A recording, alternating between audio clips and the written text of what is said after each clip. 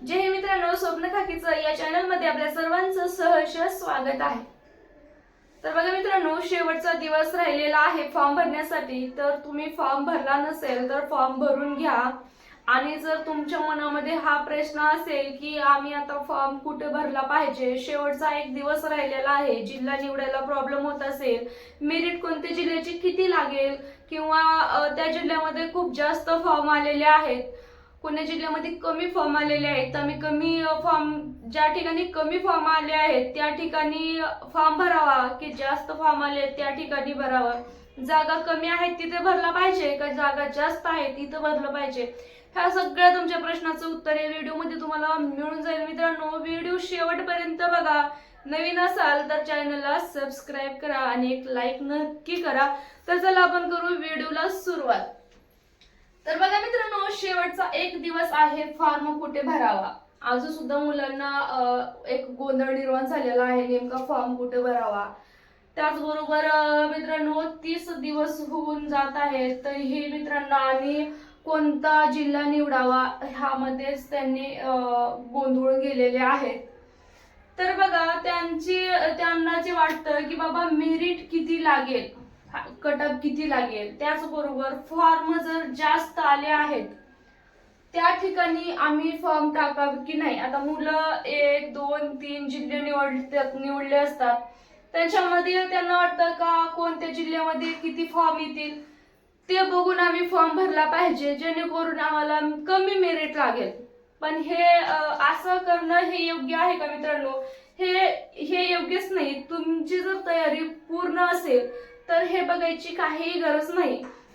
आता तुम्ही बघा, ज्या वेळेस तुम्ही फॉर्म भरता, ज्या मुलाची पूर्ण तयारी झालेली असेल तो मुलगा कुठं किती फॉर्म पडतील याचा विचार अजिबात करणार नाही। त्या मुलाला जरी एक जागा असेल तरीही तो फॉर्म सुटल्या पहिल्या दिवशीच तो फॉर्म भरून घेतो। कारण त्या मुलाला हे नाही माहिती की बाबा तिथं किती फॉर्म येतील, ह्याची गरज नाही बघण्याची। फक्त त्याला एकच म्हणायचं असतं की फॉर्म कधी सुटतील, कधी भरती निघेल। आताची तयारी पूर्ण आहे तर तो भरती निघाल्याबरोबरच लगेच पहिल्या दिवशी सुद्धा फॉर्म भरणारे मुलं आहेत मित्रांनो, ते प्रॉपर भरती करणारे मुलं आहेत।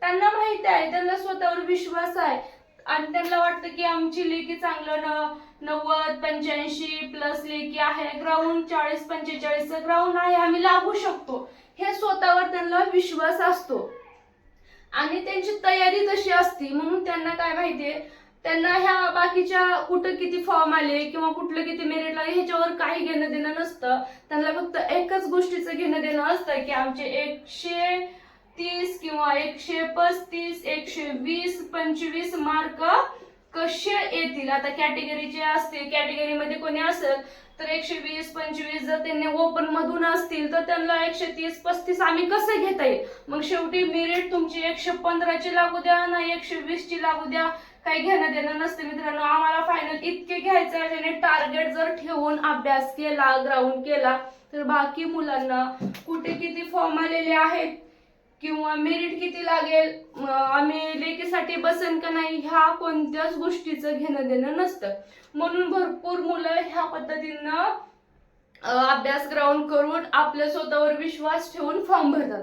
मग शेवटी जे मुलं आहेत, आता जे मुलं फक्त पुणे जिल्ह्यामध्ये किती फॉर्म आले हे बघतात, तर पहिली भरती बघणारे काही मुलं असतात, काही जणांचं ग्राउंड अभ्यास पूर्ण झालेलं नसतं, असे असतात। पण आता शेवटचा एकच दिवस राहिलेला आहे मित्रांनो, हे बघण्यासाठी तुम्हाला आता वेळ नाही। आता तुमचं जे वेबसाईट आहे खूप स्लो चाललेली आहे। आता ह्यामध्ये तुम्ही जर भरू शकला नाही फॉर्म तर तुम्हाला कसली मोठी प्रॉब्लेम आहे। येणाऱ्या भरतीची प्रतीक्षा करत बसण्यापेक्षा तुम्ही स्वतः अभ्यास ग्राउंडकडे जास्त लक्ष देऊन तुम्ही त्याच्यामध्ये मार्क वाढवू शकता।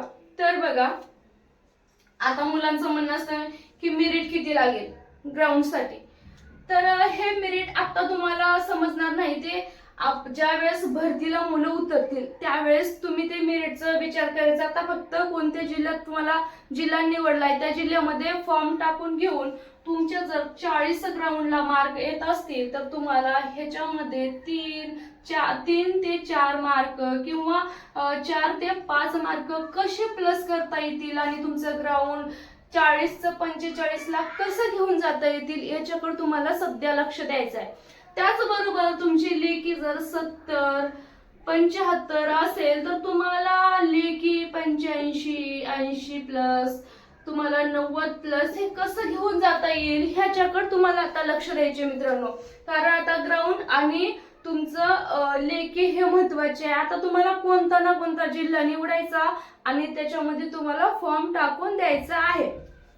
त्यानंतर बघा, फॉर्म जास्त आले आहेत, त्या जिल्ह्यामध्ये फॉर्म जास्त आलेत, मग मी तिथं फॉर्म टाकला पाहिजे की नाही. खूप जास्त फॉर्म आहेत, समजा तुम्हाला मुंबई सारख्या जिल्ह्यामध्ये 2 लाख समजा फॉर्म आलेले आहेत, तर तुम्हाला वाटत असेल नेमकी किती आलेत माहिती नाही आता सध्या मला, पण आकडा मी तुम्हाला उदाहरणार्थ सांगत आहे की 2 लाख.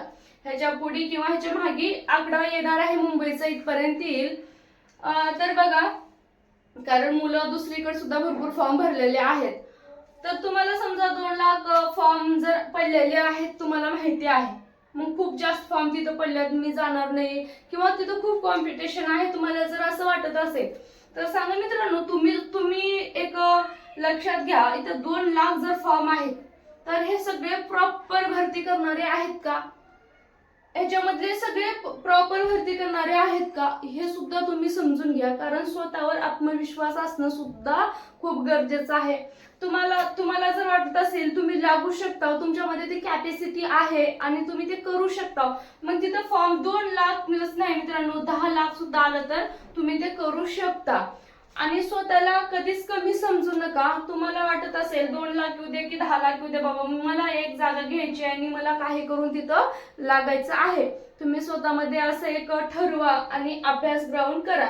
आणि तुम्ही किती जागा आहे तिथं, मतलब किती फॉर्म आलेले आहेत हे बघून जर तुम्ही स्वतःमध्ये एक भीती निर्माण केला तर तुमच्यामध्ये डोक्यात तेच आपण जे विचार करतो ते तुमचं माइंड तुम्हाला सतत रिमाइंड करून देतं की बाबा तुम्ही खूप फॉर्म आल्यात, मी लागतो की नाही, मी लागतो बाबा, की मी चांगली तयारी करेन, हे तुम्हाला सांगायचं आहे. आणि तुम्हाला आता किती फॉर्म आले तर काय नाही हे अजिबात बघायचं नाही.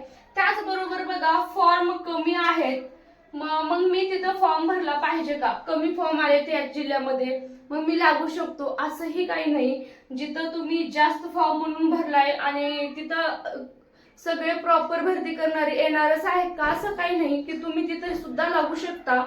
आणि सगळे 100% हे प्रॉपर भरती करणारे पण नसतात मित्रांनो, आणि 100% असंही नसतं की ते उगच आलेले असतात, असंही नसतं.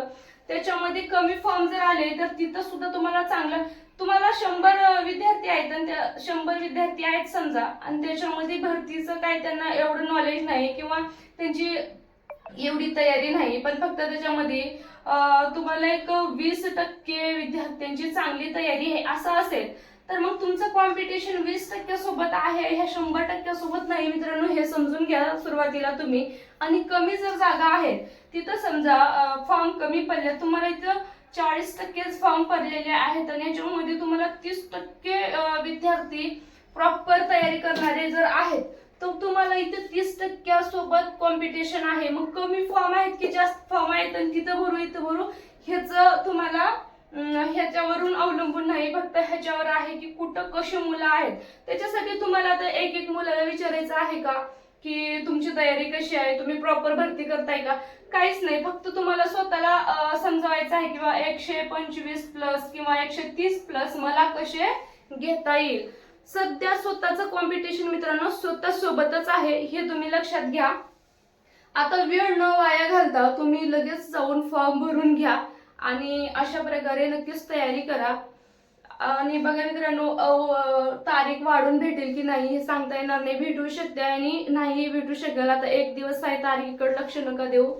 तर व्हिडिओ आवडला असेल तर नक्कीच एक लाईक करा. भेटूया मित्रांनो पुढील व्हिडिओमध्ये.